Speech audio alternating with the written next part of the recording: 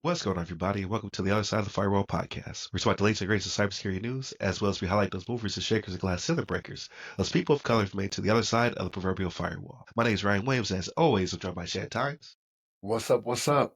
and Chris Abercon. What's going on, everybody? What's going on? So, welcome to Monday's episode. Monday, Tuesday, our topics. Wednesday, discussion. Thursdays, Ask a CISSP. I have a couple of those ready to go. And then Fridays, everything else, movies, books, and games. But without further ado, I give it to Shannon. All right, everybody. So this article comes from TechCrunch.com, written by Carly Page, and the title is U.S. Teachers Union says hackers stole sensitive personal data on over 500,000 members. All right. Sad state of affairs we got here, right? Because it's a teachers union that actually got hit here. And we all know teachers don't make enough money, right? So the fact that their information was leaked, right? And this is an organization of educators in Pennsylvania, right? So this is just one state whose union got hit, or whose organization. I don't want to call them a union. It is a labor union, but their organization. Union's a bad word to some people. With them having this cybersecurity attack, it sucks because, like I said, they don't make a lot of money. And if they should have to fight something that comes back on them when it comes to, information being stolen or identity being stolen and things of that nature, it doesn't say in the article whether or not they ended up with the ever so present LifeLock, right? Which is what everybody gets whenever they suffer one of these at the hands of one of these breaches or anything like that. But this is sad to see because it is teachers and former teachers. It's not just current teachers, it's former teachers as well. So it could be someone that's a retiree that doesn't have a lot of income as well that may be battling, to get their identity back or things of that nature, right? What was interesting about this, I shouldn't say interesting, it was a little maddening about this though. In the article, they talk about how they did a filing with Maine's Attorney General in this article. And the reason for that is because some of the people that used to work for this union live in Maine, right? So that's where the lawsuit came up. But when you look at the specifics in the lawsuit, one of the things that kind of pissed me off a little bit, right? So they talk about, even in the article, they talk about the date the breach occurred, right? Which was July 6, 2024. So we're talking almost a year ago, right? Date breach discovered though, they had this in the submittal to the Attorney General, February 18th, 2025. So they went about 8 months, let's call it 8 months, right? Before it was even discovered that this breach actually happened, right? So it's maddening to me that this happens. And even then, so even with that, right? Like with notification, so the notifications to the consumers, even after that, they said the date of the breach was February 18th. It wasn't until March 17th of this year that they notified everybody that they were breached. So we've talked about this before, about the timelines when it comes to some of these things and how I feel it should be a lot sooner and a lot quicker than what it is, right? We've seen some articles where it's down to as low as 48 to 72 hours with notification to the consumer. This was 30 days. From discovery from when it happened. It wasn't from when the actual event, which was almost 8 months ago. Yeah, this is a sad state of affairs. I mean, it is what it is in this day and age, right? This is how it always happens. We see these articles like this, and then they're left to deal with it. And it'll be forgotten soon enough, right? Because it's happening so often. They'll move on to something else, which is the sad part of this. But Chris, what's your thoughts on this? Yeah, I mean, when we're talking notification agreements and things like that, I think 1 month does seem like a long time, but when it comes to when you think about it, an organization that's would you that you would classify as rather not necessarily overly mature, right? But rather, let's say they're just immature, right? We don't know. It's all just we're just speculating here. But let's just say that they've got an immature cybersecurity. They've got an immature cybersecurity program. Sure, yeah. They're not necessarily like, right, because we don't know their architecture, their infrastructure, or anything like that. So also 517,000 individuals, right? Prior to notification, they need to confirm, I think, like that, just that confirmation process. Hey, what was actually breached? They don't know, right? Because if it was like some type of advanced persistent threat, right? Like if they had some type of SIM or like something, some fancy, EDR, XDR tools, right, that could sense some type of data exfiltration or some type of data loss prevention program that they've got. But if they had all that stuff in place, and even then, if they did have all that stuff in place, somebody monitored it. If they had an MSP that didn't catch it until until months later, we don't know.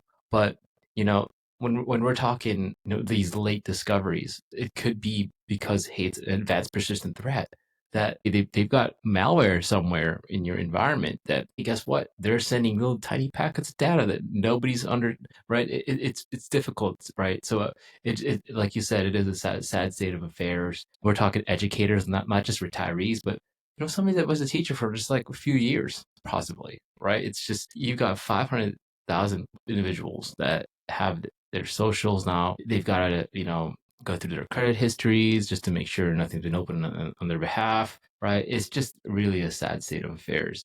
So Chris, to your point though, like I understand what you're saying and that you want it to be more fleshed out, but Yeah, I don't even need that. Just tell me something happened and to be on the lookout, right? Especially since it was almost 8 months from when it actually happened to the notification. correct, right. Right. So just tell me, hey, we don't know what was taken. We don't know what information of yours is out there, but please be on the lookout. Phishing emails, put a lock on your social security number, things of that nature, right? Just in case. Right. Give me that little bit. That's true, right? I'm just saying from like protecting the business perspective, like generally when you're doing these notifications, you want to have a fully informed report, right? And it makes sense kind of, right? And it's, yeah, I understand the right thing to do, but it's also like, hey, they got to protect themselves somehow, right? And it's, I think once they did have that fully informed, and we don't know, like maybe it took them forever to figure out what it even is, because they may have spotted the breach, right, last month, but the extent of it, right? They didn't know. They got in somehow, but we didn't know that they got the data till like a few weeks later, right? We don't know. Again, it's all speculation here. But yeah, Ryan, those are my thoughts. What do you think? Yeah, I think you guys are pretty spot on. So I was looking up on mainstream tech. This was a couple months ago. They said the average advanced persistent threat dwell time is 180 days plus. Mm-hmm. So for all we know, it took them, 2 to 3 quarters of that time just to figure out that they were, victims of said attack. That is shrinking. Like even though that's a huge number, that time is still shrinking, right? I see some reports as low as 100 days.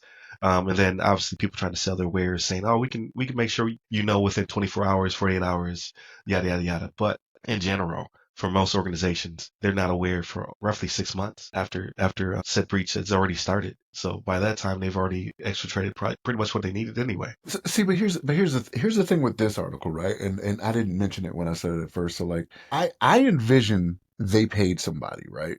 Because it says, and this is a quote from them, they took steps to the best of our ability and knowledge to ensure that the data taken by the unauthorized actor was deleted. So usually when they say deleted, it's Yeah, because you got some ransomware and they said we'll get rid of it if you pay us this much, right?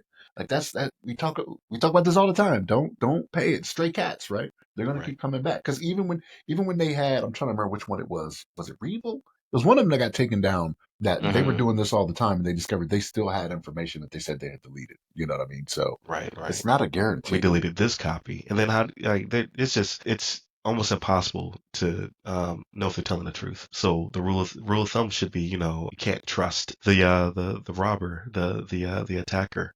The people still pay out. Like, and I get it could be a mitigation strategy for certain companies, but it just seems to be everybody's. It's a knee jerk reaction. Well, this goes more to what Chris is saying, right? Like maybe they just don't have a very mature cybersecurity posture, right? So because of that, they're like, all right, what do we do? Like we don't know what to do. We don't have backups or Mm-hmm. whatever it may be. So they just pay. That was the easiest solution for them, right? I mean, if and again, because I'm not on that side of it, I actually want to talk to somebody who's into negotiations of breaches, but I would think that money would be better spent either, beefing up your cybersecurity or paying restitution. Like hey, my bad, we messed up.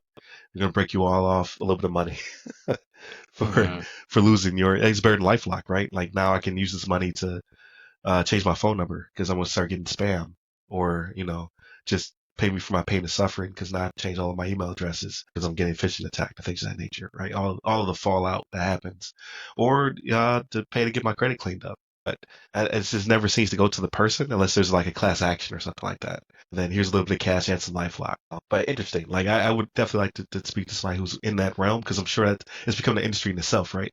Of like how do we clean up how's that money spent? So interesting stuff. So please excuse my voice. You're gonna hear this all week.